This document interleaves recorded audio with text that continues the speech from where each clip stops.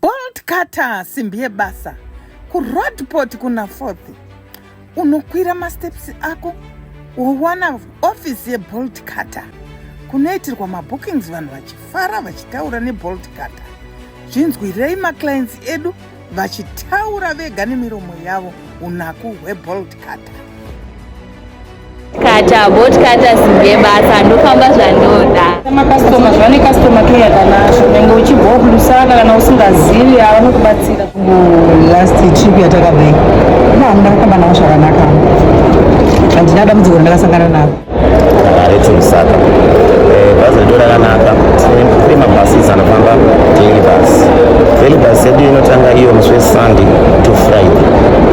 Bhazi rega rega reBolt cutter rinotonere kutanga rinobuda na 10 a.m. Check-in time yaro 9 a.m. to 10 a.m. Then second bus tine futi rotanga kuloda na 2 in the afternoon. Then zvichibva panapa na 3 Muscat. The last coach rotanga kuloda panapa na 7. Rinobuda na 7. Rotanga kuloda na 5. Ndo mabhazi eBolt cutter. Ndofunga mazvinzwira kuti unaku hweBolt cutter inofamba nevanhu zvakanaka. Ine madhiraivha ane unyanzvi, madhiraivha manyama, madhiraivha eBolt anenge aneta achisvitsa mumwe muchina, anenge aneta achisvitsa mumwe penzura. Aiwa, unozodei kurongeka kwakadai neBolt cutter. Bolt cutter simbi yebasa yakarongeka inofamba nevanhu vachifara. Vanhu veBolt cutter vanongogara vachingofara, madhiraivha vachifara nevanhu vavo. Unozodei? Aiwa, Bolt cutter ndokubasa kwedu chaiko, ndo simbi yedu yebasa iyi.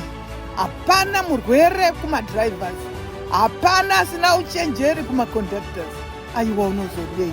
Tinotakura zvinhu zvevanhu zvakasununguka, tinofamba nevanhu tichifara navo, vachinwira, vachidyira. Aiwa, zvese zvakarongeka. Vose vanoda mabhazi anoenda kuZambia eBolt cutter, endai kuroadport muofisi edu. Nhamba munodziwana dzese dziri pascreen idzo dzamunenge muchikomunicata nadzo. Bolt cutter, simbi yebasa.